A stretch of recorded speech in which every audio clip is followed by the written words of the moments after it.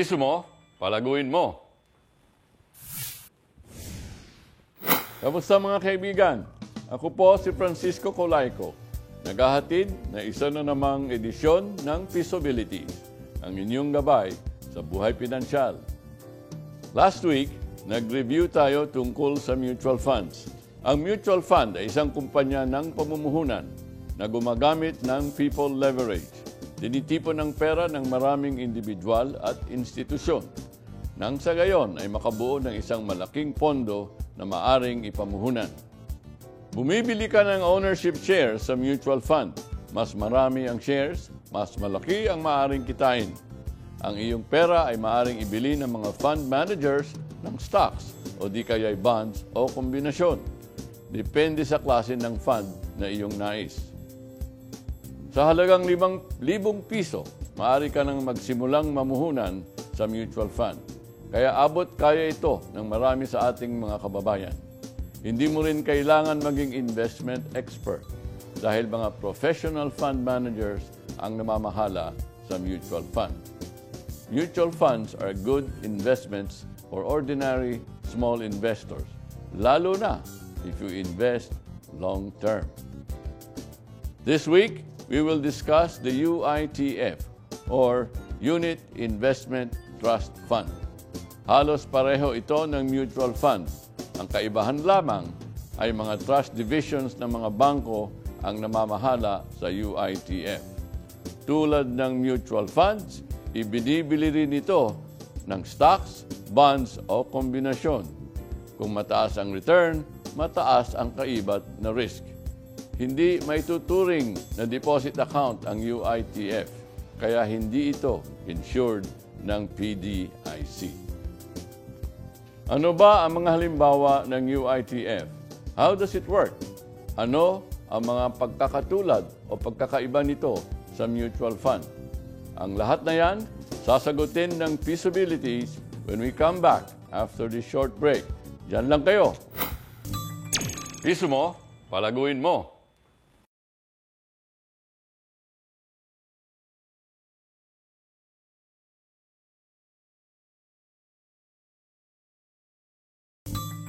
Piso mo, palaguin mo. Unit Investment Trust Funds or yung alam natin na UITF is actually an open-ended fund. So these are managed by trust departments of banks and non-bank financial institutions that are supervised by the Bangko Sentral. And then when we see kasi open-ended, it means that anytime pwedeng pumasok yung investor. So pwede rin siyang anytime lumabas dun sa investment niya. So of course, if they're interested in investing in the UITF, depende din sa mga trust departments, meron silang iba't ibang parameters or minimum investment balance para maka-invest ka. And then of course, if you want to exit, there are holding periods. So for example, may iba ang holding period is 30 days. So within that 30 holding day period, pag lumabas ka, matcha-chargean ka ng fee. So yun yung basically yung UITF. UITF is actually at around, for the data on 2012 year-end, nasa 200 billion na siya. And then, I think there are 23 trust departments offering UITFs. And halos nasa 115,000 na yung mga nag-i-invest on UITFs. It is the policy of the BSP to provide adequate protection to investors. We also have the policies and procedures on UITFs, so we have guidelines. Particularly, we require trust departments to submit applications for creation of UITFs for approval. Then we also have yung different features of UITF and then the standards. So, meron tayong mga regulations and policies. We also do on-site examination. So, those are yung regular exam which the BSP conducts for trust departments.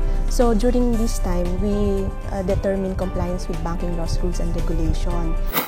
We're back, and our topic for this episode is about UITF or Unit Investment Trust Fund.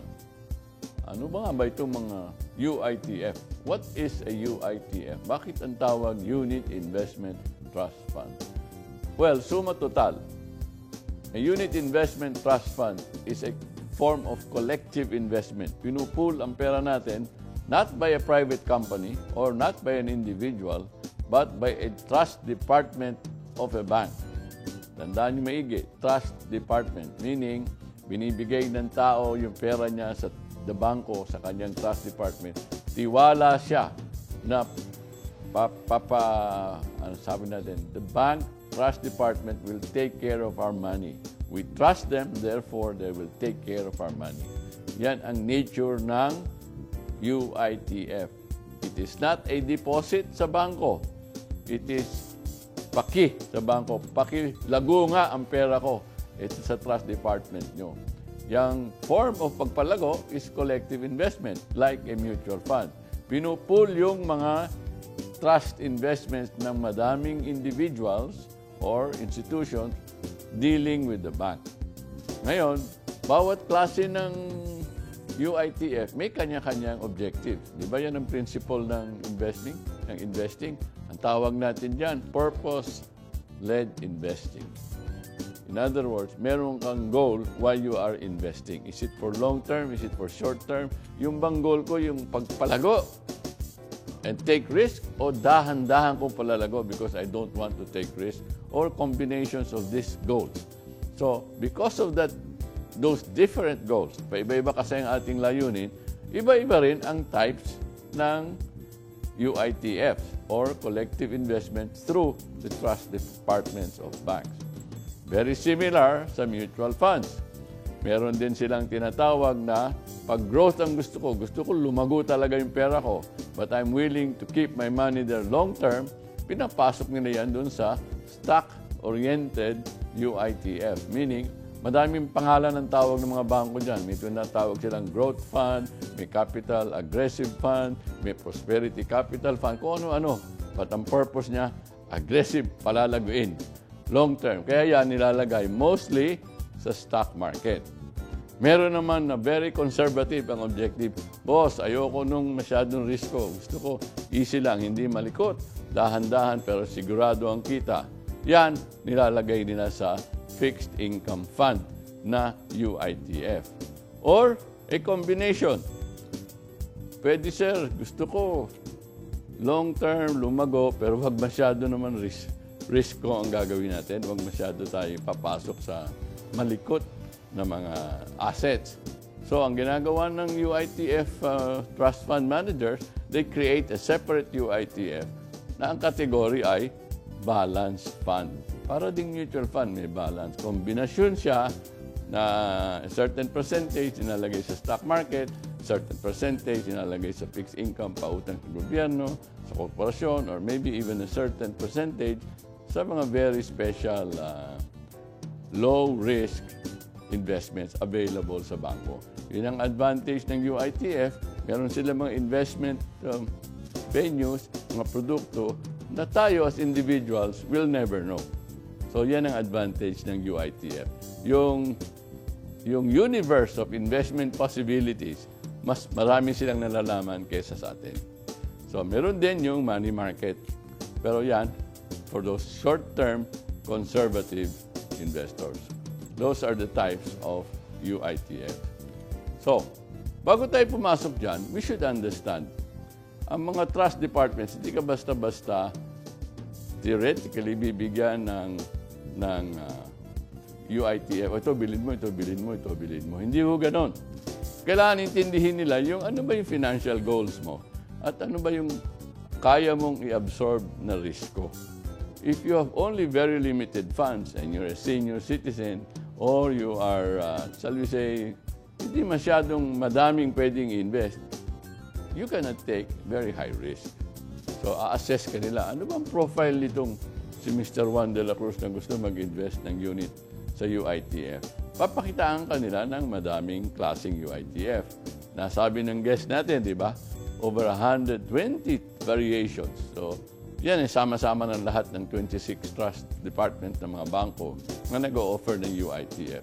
Kaya dapat, ang advice ko sa ating mga sumusubaybay, huwag basta-basta papasok, intindihin maigi yung theme ng UITF. Ano ba yung purpose nitong fund na to as against another kind of fund that may be offered by the same trust department.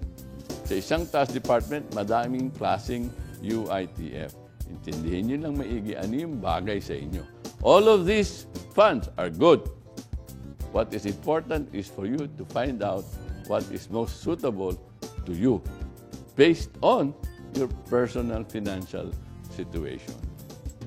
Finally, ang net asset value or yung value mo ng investment mo sa UITF is denominated dun sa tinatawag na NAVPU, Net Asset Value per Unit. That's the price of each participation mo per unit. Yung investment mo sa fund is not a share, it's called a unit. So yan, ipagkaiba natin yung difference niyan. Sa mutual fund, ang ownership mo, mutual fund shares. Kasi private company, bumibili ka ng shares of that private company, which in turn owns so many financial assets, stocks, bonds, combination. Ang UITF, instead of shares, dahil hindi sa kumpanya, trust siya. Your ownership is not in the form of shares. It's in the form of units.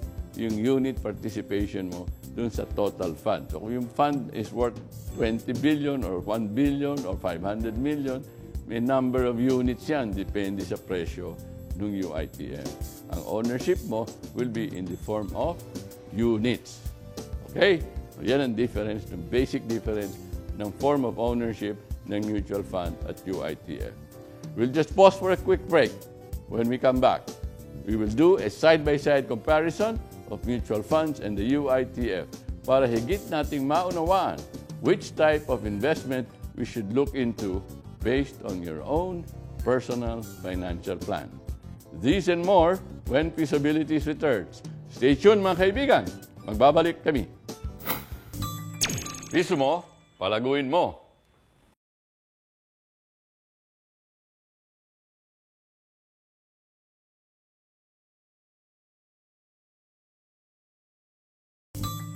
Piso mo, palaguin mo. You're watching Feasibilities, and we're discussing UITF. Basic difference again. Huwag kayo makulitan dahil kailangan maintindihan natin maigi ito. UITF, kakaibahan versus mutual fund. UITF is not a product of a private company, nor is it a private company. It's a product of the trust department of a bank. It is not a bank product. It is a product of a trust. It's a trust product. Meaning, hindi siya covered ng PDIC. Hindi ho deposito yan. Tandaan natin maigi, hindi deposito sa bangko yan. Yan ay paglalagak ng salapi ninyo para lumago. At ang presyo dyan is denominated doon sa tinatawag na net asset value per unit of the fund. Per unit, not per share. Per unit. Yung per share, mutual fund yun. Yung per unit is UITF. And ang namamahala ng pondo is the trust group of a bank. Every bank that has a trust license has a trust department or a group na merong qualifications na binabasbasan ng Bangko Sentral. Not anyone can run a trust department. Kailangan may qualification siya. Yung appointed fund management of the company ng UITF, yung namamahala sa pondo ng nasa trust sa UITF, ay appointed by the bank. Yung bangko mismo nag-a-appoint ng sino-sino yung grupo na magpapatakbo niyan under their trust department. And they are regulated by the Bangko Sentral ng Pilipinas. Merong bang bayad dyan pag ikay pumasok other than yung pagbili ng NAVPU, yung net asset value per unit. Merong konti ho yan, entrance fee, kung tawagin. Or meron ding hindi ka basta-basta, gusto mo magbenta, meron tinatawag na exit fee. Kung masyado mong madaling, bumili ka ngayon, bukas ibebenta mo na, meron parang penalty or fee. Pero in most cases, 30 days lang yan. Some 6 months. Depende sa planong binibili mo, sa kategory ng, not plano, depende sa UITF fund na binibili mo. Every fund is a different product. Tandaan ho nyo maigi ha. Every UITF fund is a different product. Pareho ang prinsipyo, pero iba-iba ang layunin, iba-iba ang estratehiya para palaguin ang pera nyo. Meron ding taxes na wini-withhold dyan pag kumikita ng fund. Pero hindi na natin nakikita yon dahil yung NAV per unit mo, tanggal na yung taxes. So, hindi na natin nakikita. But there's generally applied a 20% capital gains tax. Bago tayo pumunta sa advantages at disadvantages, tandaan ho natin, ang UITF, like mutual fund, ang kita nyo hindi interest. I will say it again dahil most people akala nila pag bangko na pinasukan mo, interest ang kita. Hindi ho interest ito. Ang kita nyo yung difference o paglago ng price na binili nyo, yung net asset value per unit price. Kung nabili nyo ng piso at lumago sa 2 piso or 120, yung 20 or yung 1 peso gain, 1 peso na gain mo, yan ang kita mo. Capital gains yan. Increase in value, hindi interest. Kaya hindi guaranteed. Tandaan ho natin maigi yan. Dahil katamihan sa atin, parating pinipili, ano ho interest yan? Ano ho interest? Hindi ho interest yan. Walang guarantee. So kung gano'n, ano yung advantages? Well, ang advantage ng UITF, kagaya rin ng mutual fund, dahil sobrang laki ng pondo, madami siyang nabibiling mga financial assets or real assets. So yung iyong maliit na kontribusyon sa pondo ay nakaangkas sa napakalaking pondo. Nakabakas ka. Why? Because UITF is collective investing. Your money is spread among different assets. So yung 5,000 mo, 10,000 mo, 30,000 mo, nakaangkas siya, nakabakas siya, nakakabili siya ng napakadaming assets. Samantalang kung yan lang ang pera mo, sa totoo lang, wala kang mabibili. So yan ang advantage niyan. Naka-leverage ka. Yung kulit na pera mo na ilagay mo sa malawak na posibilidad of investing. A wider range of investment. On top of that, meron siya ring professional management. Dahil yung trust group ng bangko, mga professional managers din yan. Kaya naman, they also charge fees. Ang management fees ng trust department, doon sila kumikita. Hindi sila kumukomisyon doon sa kinikita mo. Ang kita nila, yung fee mo sa kanila to manage it. What are the disadvantages? Number one, kung sanay kayo sa guaranteed returns, ito hindi. Kaya ito hindi interest. Ang kikita mo dito, I will say it again, is yung pagbabago o pagtaas ng net asset value per unit. Nabili mo ng piso, naging 2 piso, kumita ka ng piso. Hindi interest yun. Lago ang tawag doon. Kita ang tawag doon. Those are the basic differences. Walang guarantee. If that's a disadvantage for you, wala kang masasabi. Hindi naman ho disadvantage yan. Dahil yung risko na walang guaranteed, pwede nating harapin yan sa pamamagitan ng paglagak ng ating salapi sa UITF or mutual funds sa mahabang panahon. The more time you keep your money invested, the more chances you will make higher returns and lesser risk.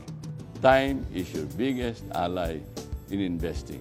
Applicable din ho dito whether you invest in mutual funds or in UITF.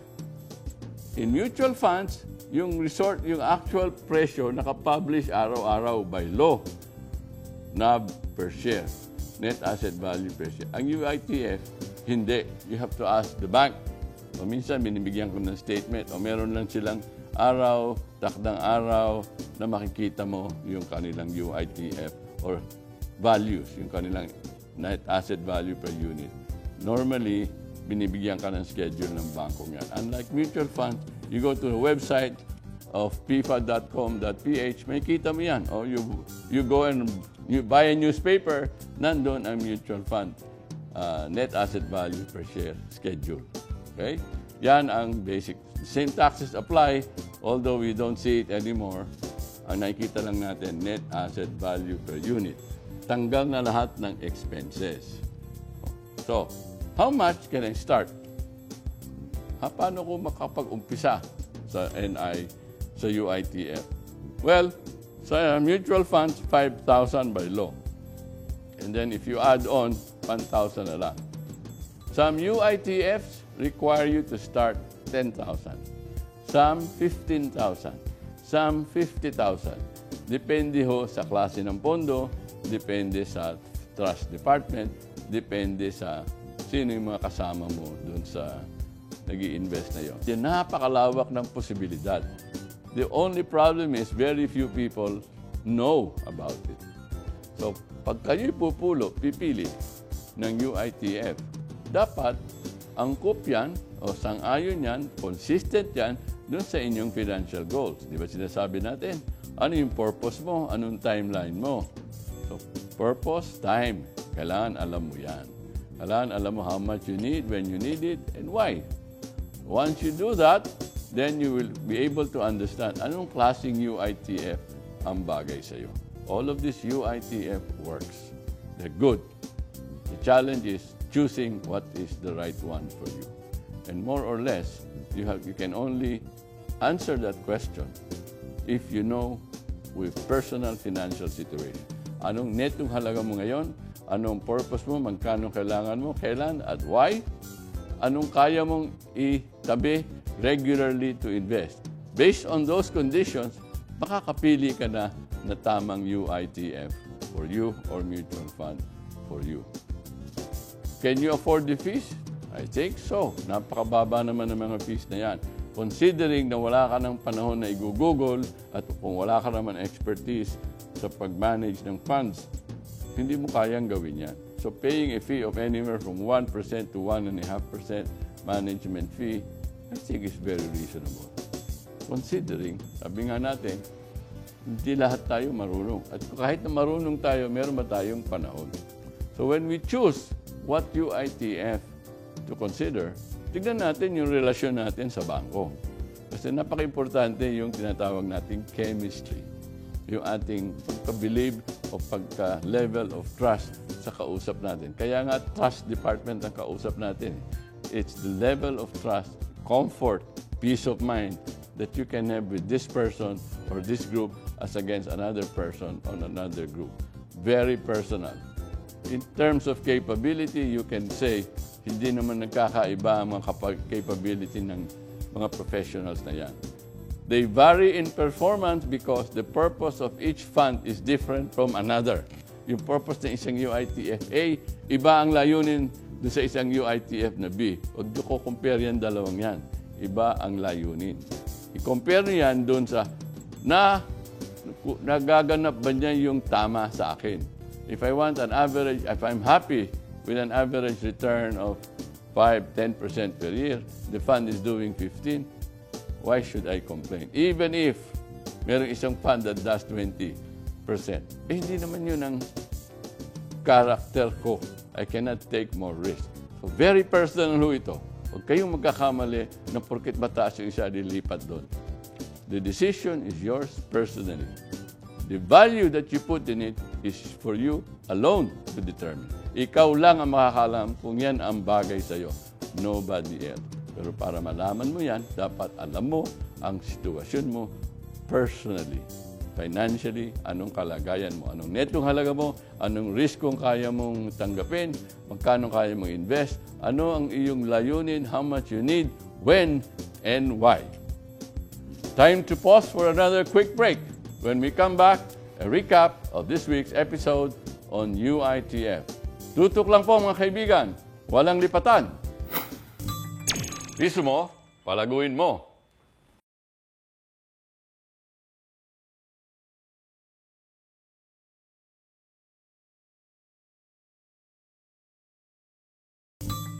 Piso mo, palaguin mo. Nagbabalik po ang Feasibilities with a recap of today's episode on UITF. Bagaman halos magkapareho ang mutual fund, ibang uri ng investment ang UITF. Trust divisions ng mga bangko ang namamahala ng pondo rito. At dahil doon, Bangko Sentral o BSP ang tumatayong regulator. Kalimitan, nasa 10,000 piso ang halaga ng initial investment para sa UITF.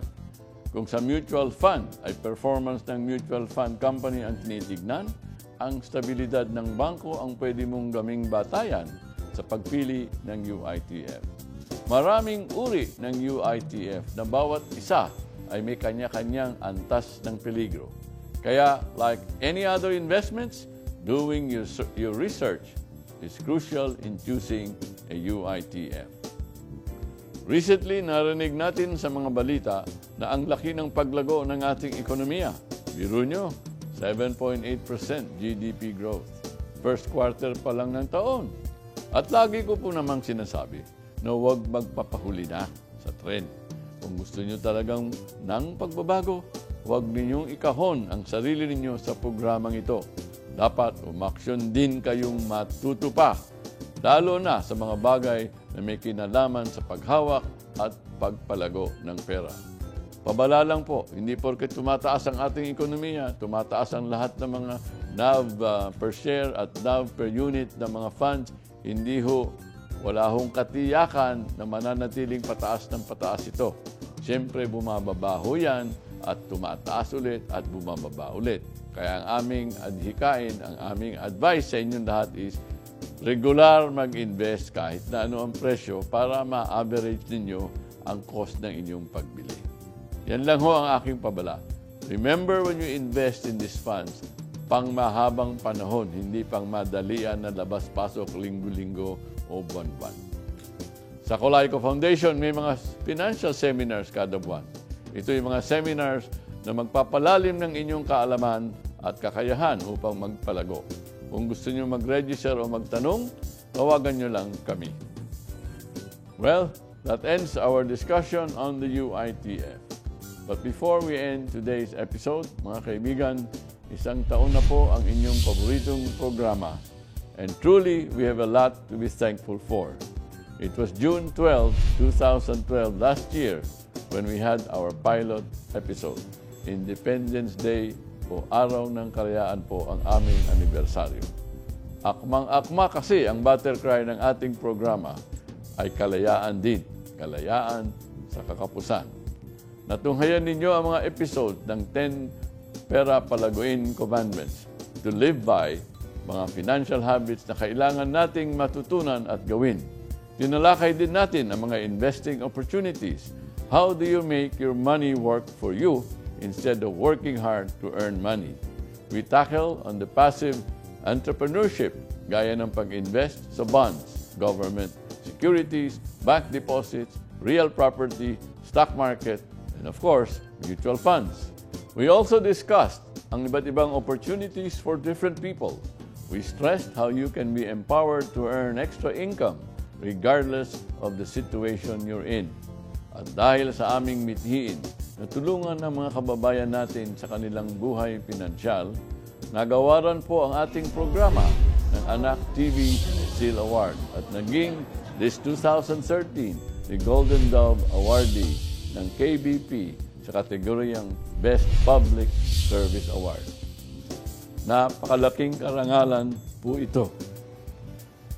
Bilang pasasalamat, we're giving away free seats to our seminars. Para sumali, sagutin ninyo ang mga tanong na ito. Anong mga topic ang gusto ninyong pag-usapan namin sa mga future episodes? I-text niyo lang ang inyong sagot sa 0917-808-8857. Kasama ang inyong buong pangalan at edad. Ang mananalo ay makaka-receive ng text o tawag mula sa Colayco Foundation. Ano pa hinihintay ninyo? Start texting and avail yourself of this wonderful opportunity. Mga kaibigan, we are grateful for your part in this journey. At hindi dito nagtatapos yan. Sa susunod na linggo, titignan naman natin yung mga variable life insurance or insurance-linked funds. I'm sure marami sa inyo ang may sumubok ng bentahan kayo ng ganitong uri ng investment. Just imagine, insurance and investment at the same time. How does this investment work? What are the advantages and disadvantages of these funds? This and more next week. Kaya, tutok lang. That's it for now, mga suki. Join us again next week for more of Feasibilities, ang inyong gabay sa buhay pinansyal. Ako po si Francisco Colayco, na nagsasabing ang pisong pinaghirapan mo, palaguin mo.